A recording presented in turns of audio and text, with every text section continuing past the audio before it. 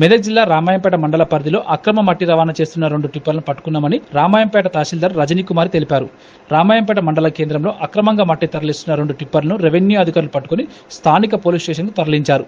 ఈ సందర్భంగా తహసీల్దార్ మాట్లాడుతూ రాత్రి నమ్మదగిన సమాచారం మేరకు అక్రమంగా మట్టి రవాణా చేస్తున్న 2 టిప్పర్లను పట్టుకుని స్థానిక ఎస్ఐకు అప్పగించడం జరిగిందని ఆమె తెలిపారు.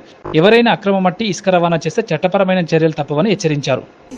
నిన్న రాత్రి సుమారు 7:30 గంటలకు ఒక టెలిఫోన్ కంప్లైంట్ బేస్తోని సర్వే నెంబర్ 1421లో మట్టి అక్రమ రవాణా కంప్లైంట్ వచ్చింది.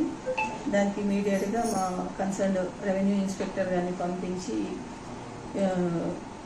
ఎంక్వైరీ చేయించేసరికల్లా ఒక 2 టిప్పర్స్ విత్ లోడెడ్ మురము ట్రేస్ అవుట్ అయినాయి.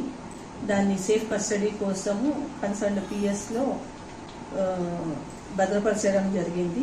అండ్ ఆ కన్సర్న్ ఓనర్స్ వాళ్ళకు కూడా ఇంటిమేషన్, వాళ్ళ దగ్గర ఏదైనా పర్మిషన్ ఉన్నట్లయితే కనుక ఆఫీస్లో సబ్మిట్ చేయమని చెప్పేసి చెప్పడం జరిగింది. రూల్ ప్రకారము వాళ్ళు ఒకవేళ డాక్యుమెంటేషన్ ఏది సబ్మిట్ చేయకపోతే కనుక పెనాల్టీ అనేది ఇంపోజ్ చేయడం జరుగుతుంది. ఫస్ట్ టైం అయితే కనుక ఒక ట్రాక్టర్కి 5,000 రూపీస్, సెకండ్ టైం అయితే 15,000 రూపీస్, లారీ అయితే కనుక 25,000, సెకండ్ టైం అయితే 50,000.